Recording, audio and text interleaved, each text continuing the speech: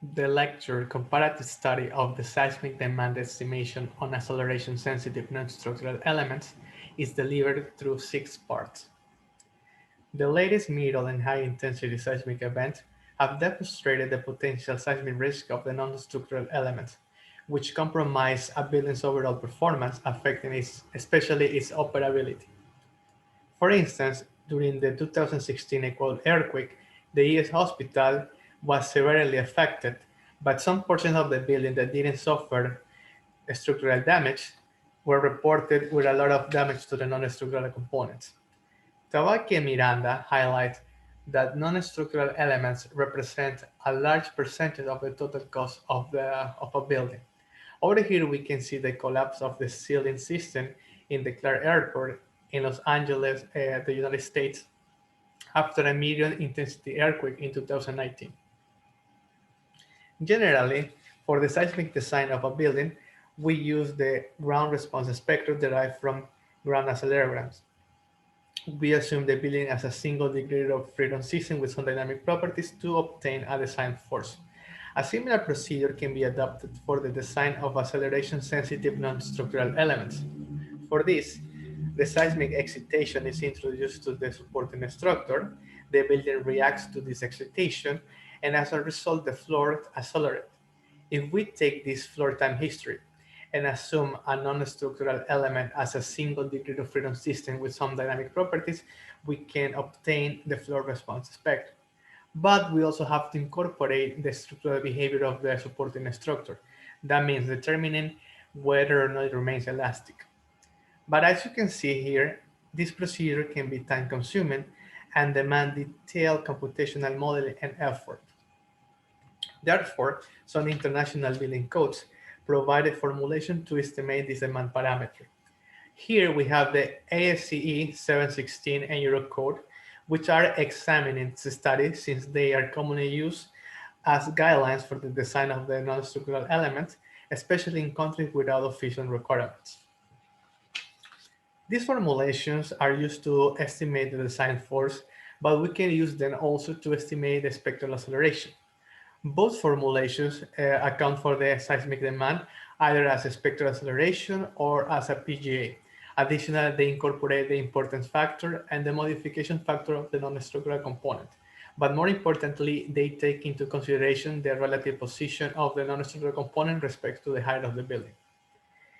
Eurocode 8 directly evaluates the spectral acceleration as function of the ratio between the period of vibration of the non-structural component respect to the fundamental period of vibration of the supporting structure. However, in the ASCE, this is not directly achieved, but we can use the NCR study to estimate the component amplification factor based on the same ratio. Moreover, some novel methodologies present simplified procedures to estimate the spectral acceleration.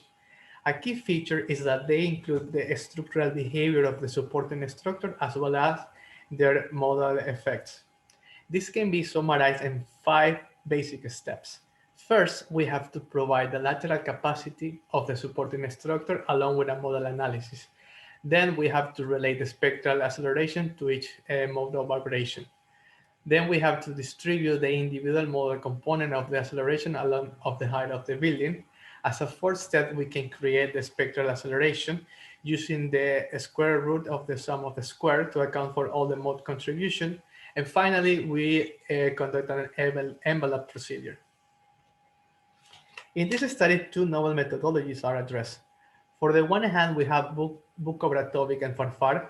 They implement the two methods in their framework. Basically, the procedure starts with a model analysis to obtain some properties, then it moves to seismic hazard, then evaluate the capacity of the structure, and finally, they obtain the floor spectrum. This procedure accounts for amplification factor that is function of the period of vibration of the non-structural component, as well as of the fundamental mode of the supporting structure, and account also for the damping of the non-structural element. Similarly, Merigne et al. Propose a framework, but this is direct displacement-based procedure used to estimate the lateral capacity of the building, but Merigne et al. Allows also to use the pushover analysis. The method is very similar to Bokrovatrovic and Farfar, and one of the key differences is that Merino and al. Incorporated the design displacement of the non-structural component in their formulation. Okay, let's talk about the case study building. For this, we selected two 2D moment-resistant steel frame of 3.5 stories. They were adopted from FEMA 440 and are characterized by brittle beam column joint connections.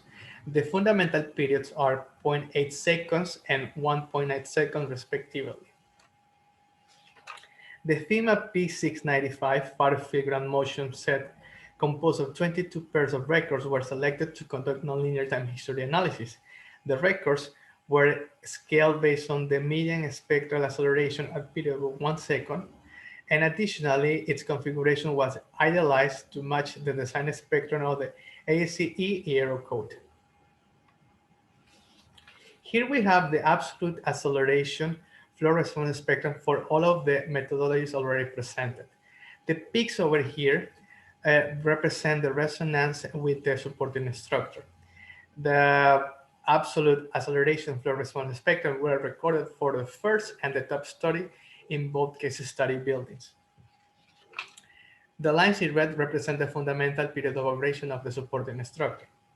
It is observed that the code approach overestimate the spectral acceleration in the first floor, especially for periods longer than the fundamental one.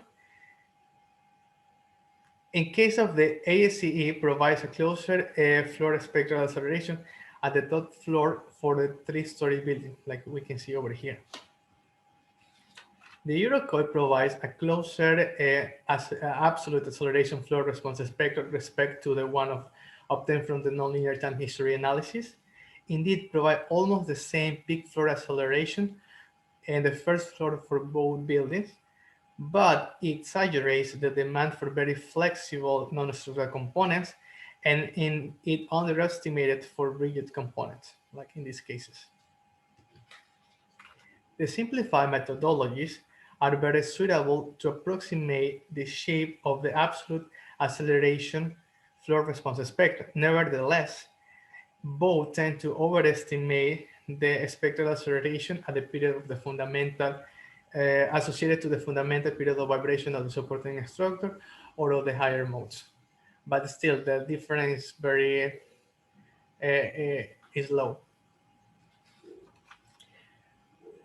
Bukov, Bratovic, and Farfar generate large plateau at the spectral peaks to simulate the period elongation presented by the inelastic behavior of the supporting structure.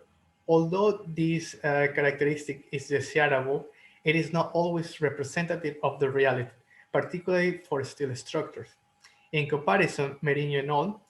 Allows the modification of the plateaus to get a spectral acceleration shape close to the spectral resonance. As we can see over here, even though these simplified methodologies are not as simple and straightforward to implement as the code provisions, the accuracy of the results support additional steps to have a better estimate of the seismic demand. So this brings me to the conclusions. The absolute acceleration flow response spectra are affected by higher modes and the inelastic response of the structure. The absolute acceleration flow response spectra derived from code methods are controlled by fundamental mode. Higher mode effects and the inelastic behavior of the supporting structure is neglected. In general, the acceleration demand is highly overestimated from the fundamental to longer periods and underestimated at shorter periods. Bukov, Bratovic, and Farfar method matches closely the spectral shape of the nonlinear time history analysis results. The method tends to be conservative at the fundamental and longer period and slightly underestimated the spectral acceleration at shorter period. Finally, Merino et al. Method shows a more conservative absolute acceleration flow response spectrum. If you want to know more about these methodologies, you can address to the following references.